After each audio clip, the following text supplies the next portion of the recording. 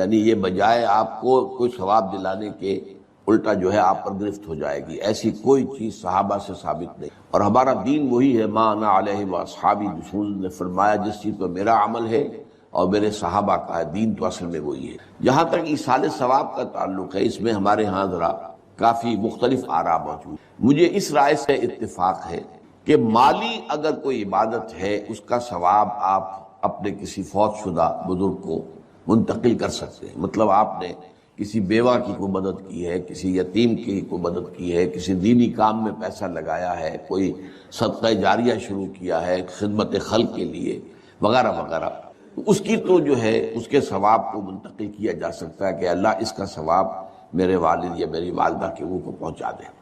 جسمانی نہیں، آپ نماز پڑھ کے کہیں اس کا ثواب، یا روزہ رکھ کر کہیں کہ اس کا ثواب، یا یہ کہ آپ قرآن پڑھ کر کہیں یہ آپ ہی کو ثواب ہوگا، آپ خود پڑھیں گے آپ کو ثواب ہوگا۔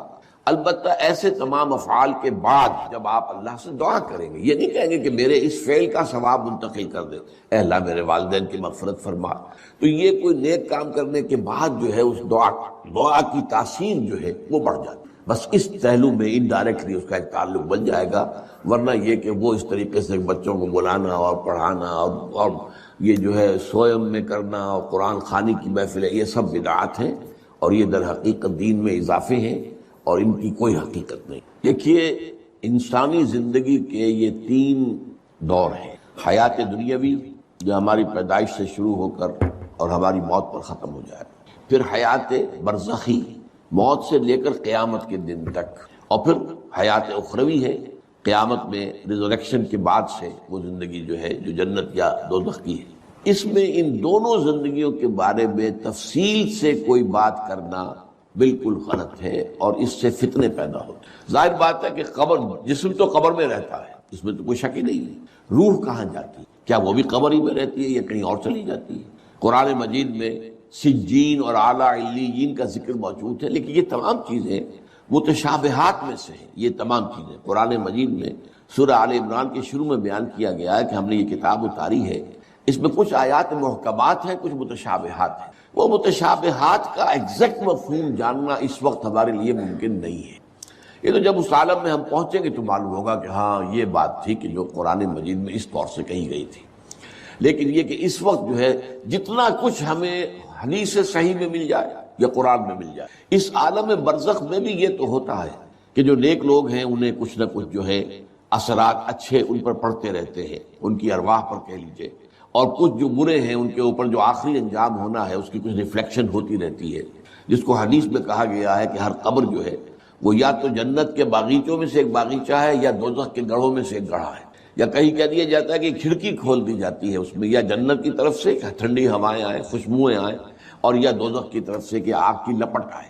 دوزخ میں داخل ہوں گے قیامت کے بعد ہی اور جنت میں داخل ہوں گے قیامت کے بعد ہی، لیکن اس کے کچھ آثار پڑنے شروع ہو جاتے ہیں، وہ جس کو انگریزی میں آپ کہتے ہیں coming events cast their shadows before, بعد میں آنے والے واقعات جو ہیں ان کے کچھ سائے جو ہیں پہلے سے آنے شروع ہو جاتے ہیں۔ تو اسی طرح سمجھیے کہ جو کچھ آخرت میں کسی انسان کے ساتھ ہونا ہے اس کا ایک عکس جو ہے وہ عالم برزخ میں شروع ہو جاتا ہے۔ اسی لیے قرآن مجید میں یہ بھی آیا ہے کہ یہ جو آل فرعون تھے یہ صبح و شام جہنم پر پیش کیے جاتے ہیں، اور قیامت کے دن پھر کہہ دیا جائے گا ادخلوا آل فرعون النار، ان کو داخل کر دو آگ کے اندر۔ تو یہ اس حد تک، باقی یہ ہے کہ تفصیل میں جانا، ہاں ایک رائے ہے، یہ شاہ ولی اللہ دہلوی رحمۃ اللہ علیہ کی ہے، اگر ان کی رائے نہ ہوتی تو میں اسے بیان بھی نہ کرتا، لیکن یہ کہ وہ ایک بہت بڑے محدث اور بہت مفکر اور دین کے فلسفے سے بہت بڑے واقف انسان تھے۔ انہوں نے کہا کہ جو اولیاء اللہ ہوتے ہیں، اللہ کے نیک بندے، اللہ کے بندے، ان کے انتقال کے بعد ان کی روحوں کو بھی اللہ فرشتوں کے طبقہ اسفل میں شامل کر دیتا ہے۔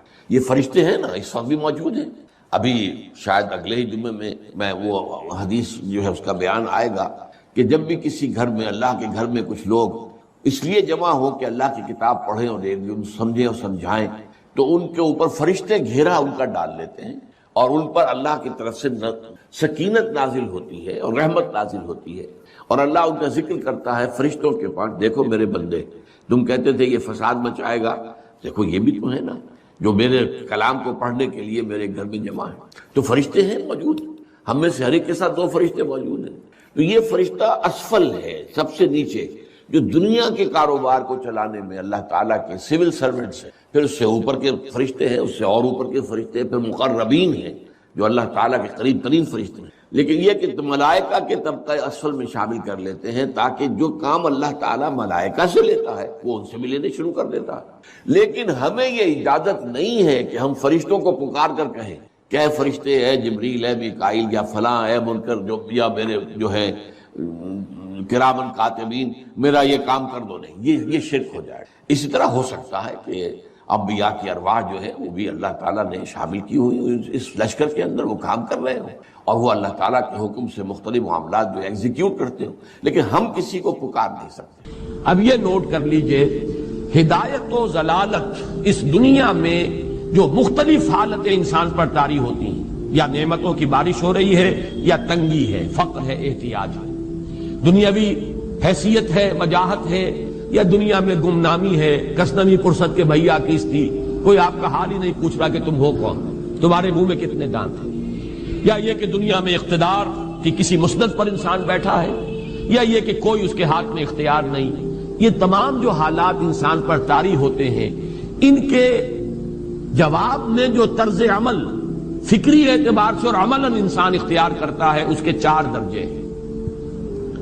پہلا درجہ ہے انتہائی گمراہی، ضل ضلالا بعیدا۔ وہ کیا ہے؟ اگر عزت ہوئی، نعمتیں ملی، فلاں دیوی یا دیوتا کی نگاہ کرم ہے، اس کی کرپا سے یہ ہو گیا، اور اگر کوئی تکلیف آ گئی، مصیبت آ گئی، معلوم ہوتا کہ فلاں دیوی یا دیوتا ہم سے ناراض ہو گیا، یہ کالی دیوی کی طرف سے کوئی مصیبت آ گئی ہے، یا یہ کہ یہ لکشمی دیوی کی نگاہ کرم ہے کہ ہمیں دولت مل گئی ہے۔ یہ تو ہے شرک۔ شرک ہونے کے اعتبار سے یہ ہے ضل ضلالا بعیدا، انتہائی پستی۔ اس پستی سے اوپر آئیں گے تو توحید کی پہلی منزل ہے۔ عزت دی اللہ نے دی، اگر کوئی تنگی آ گئی، فقر، تکلیف، کوئی ذلت، رسوائی، یہ بھی اللہ کی طرف سے۔ ایک اعتبار سے تو انسان ہدایت پر آ گیا، بڑی گہرائی تھی اس گندگی کی اور اس خباثت کی جو شرک جس کا نام ہے، اس سے انسان نکل آیا، نجاست سے۔ توحید تو ہے، لیکن ابھی اس میں اس کی گمراہی کا ایک ایلیمنٹ شامل ہے، اور یہ گمراہی سے جب تک آگے نہیں آئے گا، اوپر نہیں ابھرے گا، اس کا طرز عمل کیا ہوگا کہ ذرا کچھ مل گیا، عزت مل گئی، پھولے نہیں سما رہے۔ اس میں تو کیٹیگوریکل میرا جواب ہے کہ قطعاً نہیں، بلکہ یہ بدعت ہے، یعنی یہ بجائے آپ کو کوئی ثواب دلانے کے الٹا جو ہے آپ پر گرفت ہو جائے گی۔ ایسی کوئی چیز صحابہ سے ثابت، اور ہمارا دین وہی ہے، ما انا علیہ واصحابی، رسول نے فرمایا جس چیز پر میرا عمل ہے اور میرے صحابہ کا ہے دین۔ تو اصل میں جہاں تک ایصال ثواب کا تعلق ہے، اس میں ہمارے ہاں ذرا کافی مختلف آراء موجود۔ مجھے اس رائے سے اتفاق ہے کہ مالی اگر کوئی عبادت ہے، اس کا ثواب آپ اپنے کسی فوت شدہ بزرگ کو منتقل کر سکیں۔ مطلب آپ نے کسی بیوہ کی کوئی مدد کی ہے، کسی یتیم کی کوئی مدد کی ہے، کسی دینی کام میں پیسہ لگایا ہے، کوئی صدقہ جاریہ شروع کیا ہے خدمت خلق کے لیے، وغیرہ وغیرہ، تو اس کی تو جو ہے اس کے ثواب کو منتقل کیا جا سکتا ہے کہ اللہ اس کا ثواب میرے والد یا میری والدہ کے کو پہنچا دے۔ جسمانی نہیں، آپ نماز پڑھ کے کہیں اس کا ثواب، یا روزہ رکھ کر کہیں کہ اس کا ثواب، یا یہ کہ آپ قرآن پڑھ کر کہیں، یہ آپ ہی کو ثواب ہوگا، آپ خود پڑھیں گے آپ کو ثواب ہوگا۔ البتہ ایسے تمام افعال کے بعد جب آپ اللہ سے دعا کریں گے، یہ نہیں کہیں گے کہ میرے اس فعل کا ثواب منتقل کر دے، اے اللہ میرے والدین کی مغفرت فرما، تو یہ کوئی نیک کام کرنے کے بعد جو ہے اس دعا کی تاثیر جو ہے وہ بڑھ جاتی، بس اس پہلو میں انڈائریکٹلی اس کا ایک تعلق بن جائے گا۔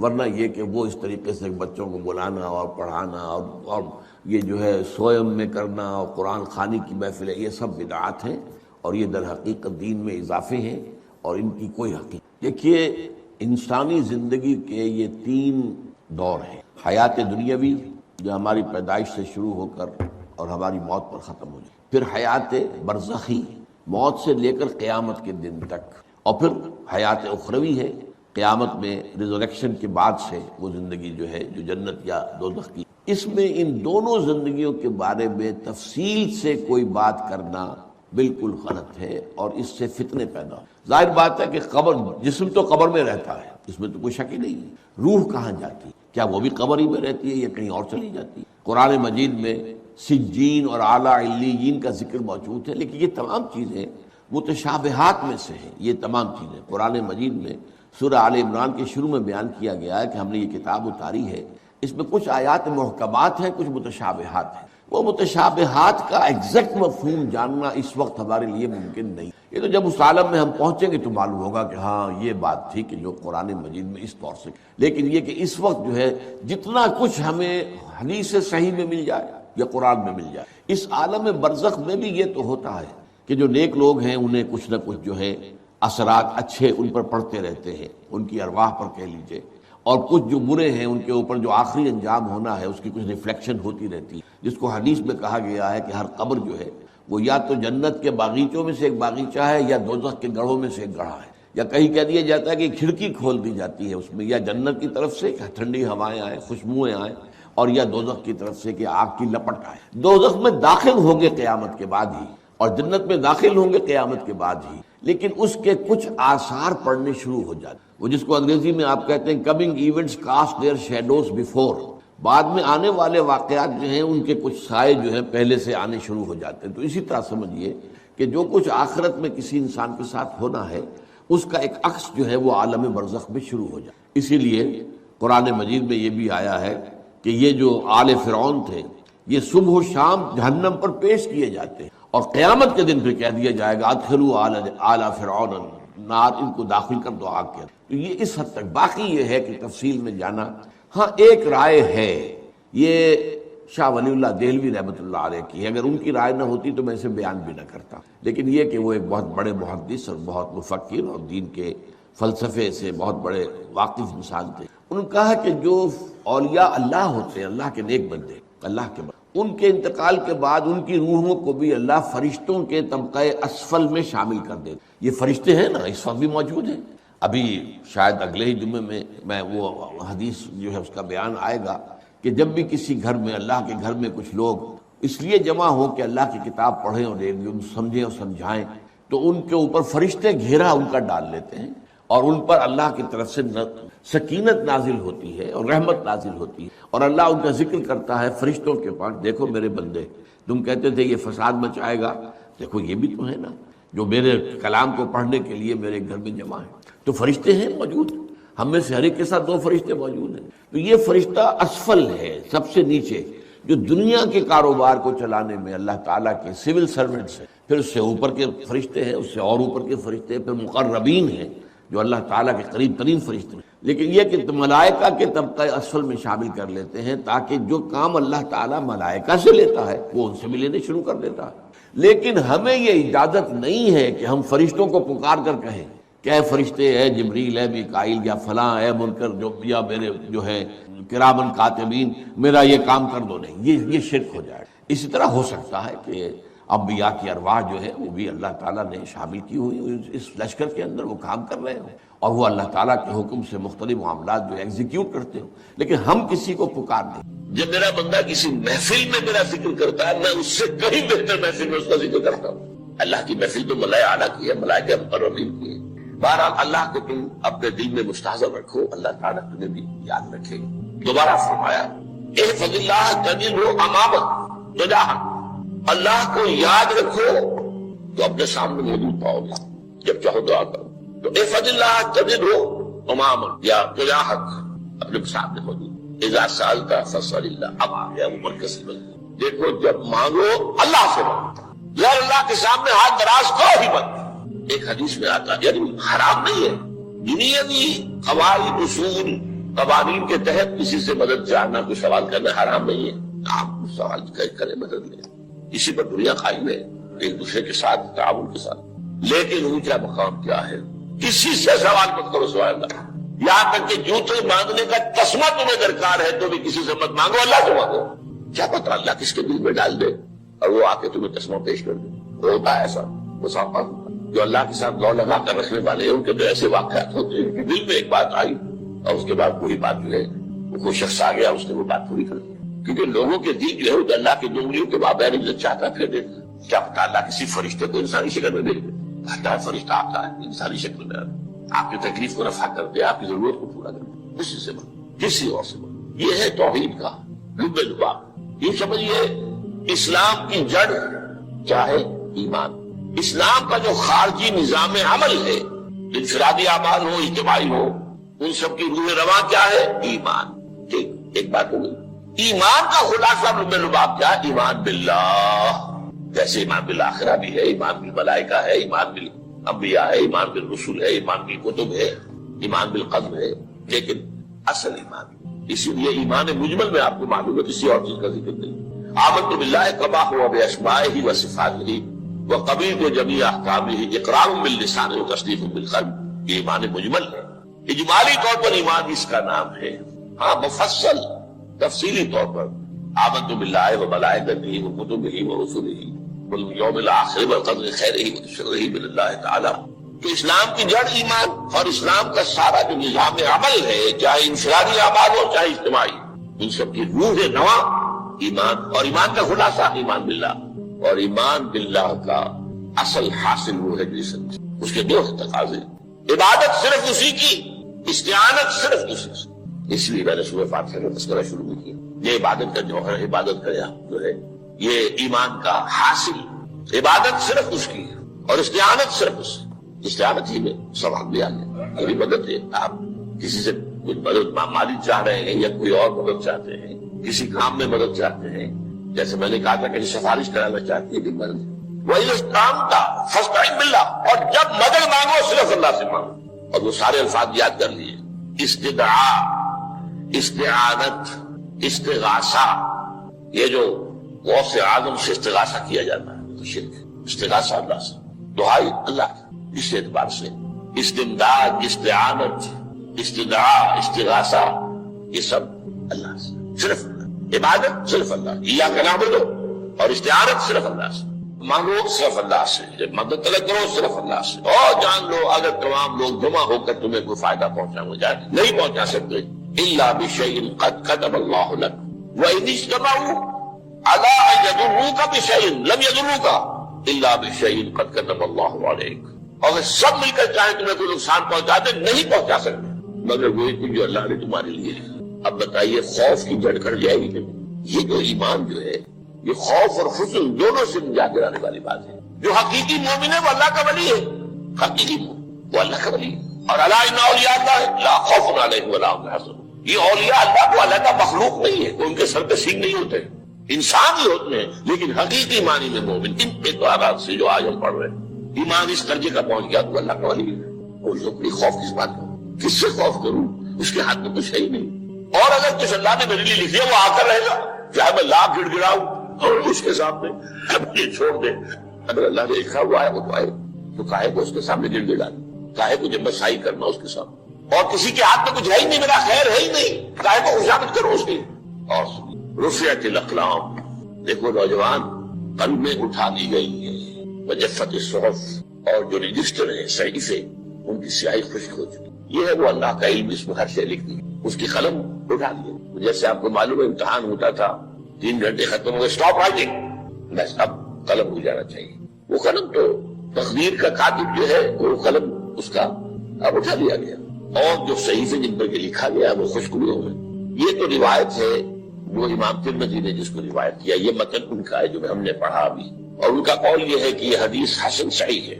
لیکن یہی روایت اور انہی راوی سے عبداللہ ابن عباس سے رضی اللہ تعالیٰ عنہ اور بھی محدثین نے کی ہے۔ اس میں سے ایک اور متن جو ہے وہ یہاں پر امام نووی نے دے دیا ہے۔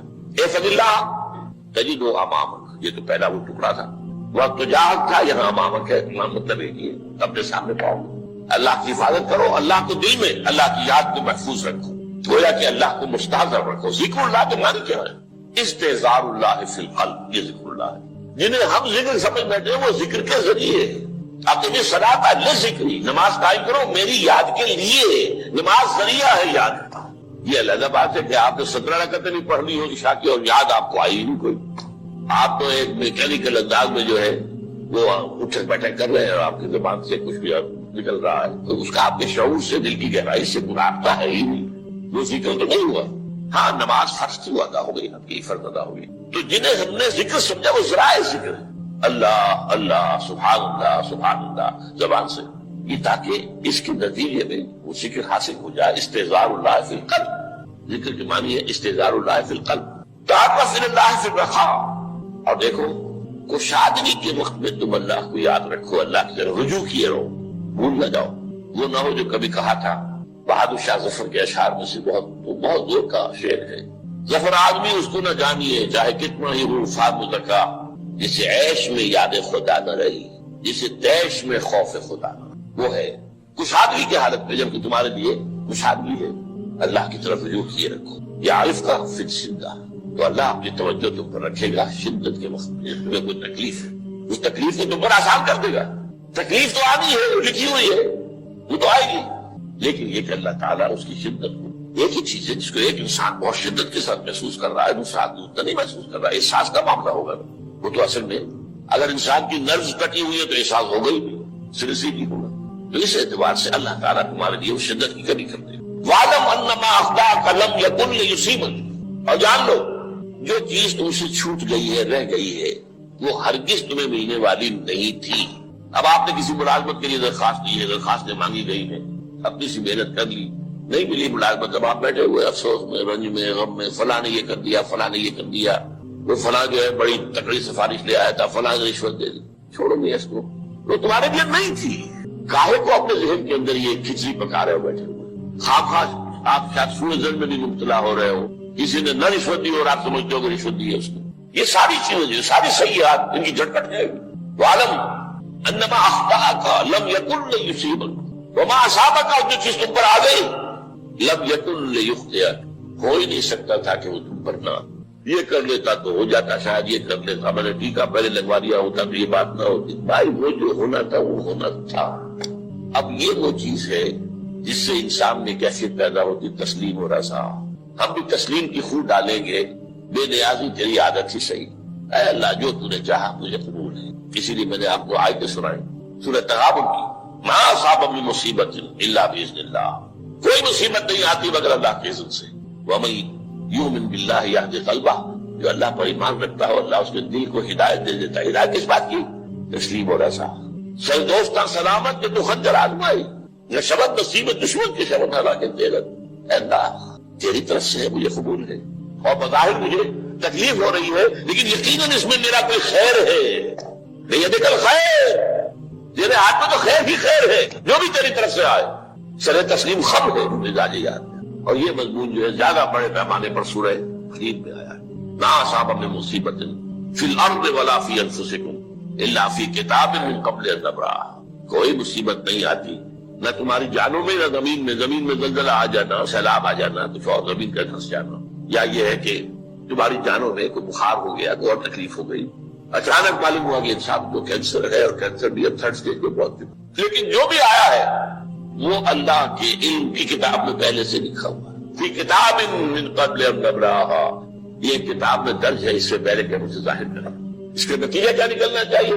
لیکن لا تأسوا علی ما فاتکم ولا تفرحوا بما آتاکم، افسوس نہ کیا کرو جو تم سے جاتا رہے، چھوٹ جائے. کوئی عزیز فوت ہو گیا، کوئی موقع ہاتھ سے نکل گیا، ارے بھائی میں چوک گیا، بڑا موقع تھا، اب اس پر افسوس کر رہے ہیں. نہیں، جو چیز لیکن لا تأسوا علی ما فاتک ولا تفرحوا بما آتاک، جو اللہ تمہیں دے دے اس پر اتراؤ مت. وما اصابک لم یکن لیخطئک واعلم ان النصر مع الصبر، اور جان لو اللہ کی مدد صبر کے ساتھ آتی. جو آئے اس کی طرف سے جھیلو. زبان پر کلمہ شکوہ اور شکایت نہ آئے، اللہ سے شکایت نہ آئے. تسلیم و رضا، جو تیری رضا ہے. تیری صحت ہمیں منظور ہے لیکن اس کو، مولانا محمد علی جوہر ایک مرتبہ جیل میں گئے، ایک بیٹی بیمار ہوئی، فوت ہو. اس کے بعد دوسری مرتبہ پھر جیل میں گئے، دوسری بیٹی کو وہی بیماری. جیل میں اطلاع ملی کہ بیٹی کو یہ بیماری ہو، تو خط لکھا اشعار کی شکل میں. کا آخری شعر یہ ہے، تیری صحت ہمیں منظور ہے لیکن اس کو نہیں منظور تو پھر ہم کو نہیں منظور. ہم چاہتے ہیں میں بیٹی کے تو شفا ہو جائے، اسے منظور نہیں تو پھر ہمیں بتا. وَعْلَمْ أَنَّ النَّصْرَ مَعَ الصَّبْرِ وَأَنَّ الْفَرَجَ مَعَ الْكَرْبِ. فرج، فراخی، کھل جانا کسی چیز کا، یہ ہے کرب کے ساتھ، تکلیف کے ساتھ. تکلیف ہوتی ہے ساتھ. اللہ نے قانون بنایا ہے دنیا کا. اب آپ اندازہ کیجئے بچے کی ولادت میں ماں کو کتنی تکلیف اٹھانی پڑتی. آج کل تو فیشن ہو گیا ہے، سیدھے سیدھے جاؤ آپریشن کراؤ، تکلیف سے بچ جاؤ. لیکن یہ ہے کہ یہ بھی آپ کے علم میں ہوگا، وہ ساری تکلیف جیسے ہی بچے کو لا کر ماں کے برابر لٹایا ہے، ساری تکلیف ختم. پھر جو راحت میسر آتی ہے.